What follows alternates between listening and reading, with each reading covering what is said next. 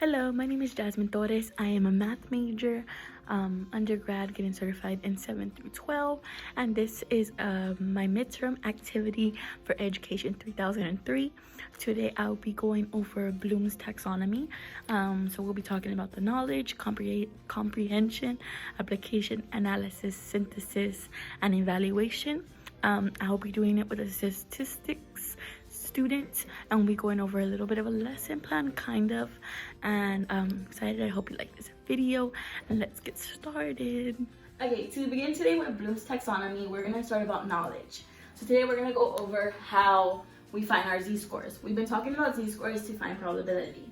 We've been using this formula to find our z-score, which is x minus mu over our standard deviation. Our students can find this pretty easily, but I'm gonna do an example of what we've been doing. This is our mu, 226.5, our standard deviation, which is 23.7, our n is 128, which we don't need right now, and our x, which is 224. So we would put in our x, 224, minus our mu, 226.5, over our standard deviation. From there, we would solve it out using a calculator, and we would get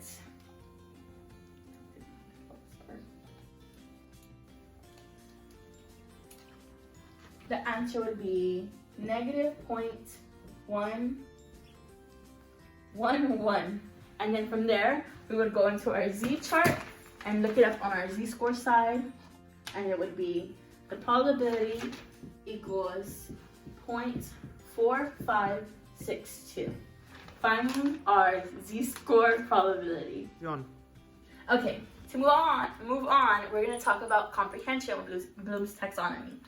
What we're going to be talking about today is using the z-score to find sample means instead of random variables. What I just showed is random variable. Now we're going to use it to find sample mean. There is a different formula with that. The formula for sample mean with z-scores is x bar minus mu with our standard deviation divided by the square root of n. Basically, the x bar now changed, giving us a sample mean, and then we also have our standard deviation divided by the square root of n. So the next thing we're going to do is we're going to use the same numbers, but now we're going to be using our n. So now we're going to get 4 minus 226.5 over 23.7 divided by the square root of 128. So from there, I'll put it in my calculator. Okay, and so the number we get is negative 1.19. We will do the same process as this and just go find it in our z-chart, giving us our probability. Alright, so today I'm going to be doing what my teacher taught me today, and I'll be finding the sample mean probability. As she has done it for me, so now it's my turn to do it. For starters, these are my numbers. 45 is my mean, is my standard deviation, my sample size is negative that, right? So I'm going to do this chart again. That's what she taught me. Then we're going to put 58 right here. And my mean is 45. And then mine. And then we're going to put 65. Over. And sorry, that was ugly. Don't mind that. Which is 36, so I don't know why I put that in again. My bad about that, guys. 36. Then we're gonna go to the calculator. We're gonna do this first bottom part first. How's y'all's day going? I'm gonna get to. And then, oh,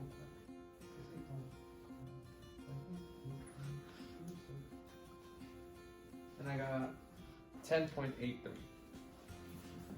For me, I like to take this away because it's just more simple for me because I'm kind of dyslexic.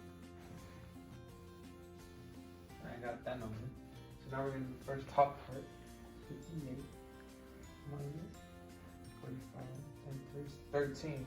And then we're going to do divided by 10.83. 10.83. And I get 1.20. So it equals 1, 2, 3. And so what does that tell you? This is my z score. And now what do you do next? Then we go to this formula. And then we look for 1.20 to find a probability, which would equal 1.2 would be 0.8849.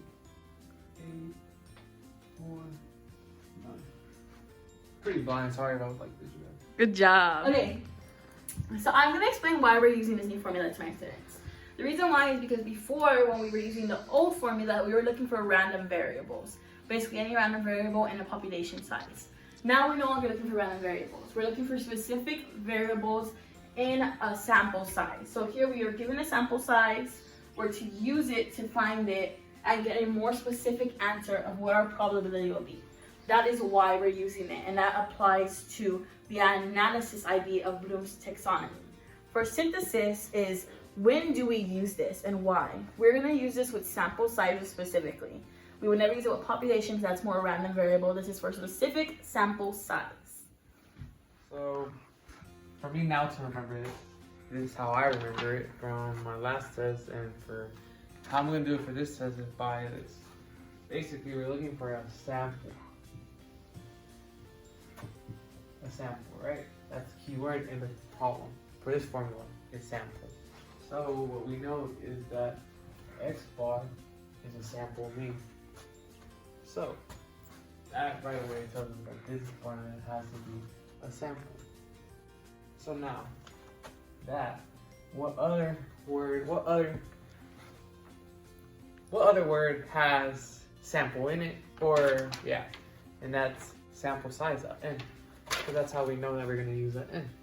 So by knowing that, our old formula, or more the most common formula, I guess you would say, would be this one, right? It's mean O. Right? And then we usually have standard deviation. So now, where does the sample size go? So we would think of it as sample, so for some reason it goes right here. I remember that because of this line. We gotta put that one for divide. And then we remember this is square.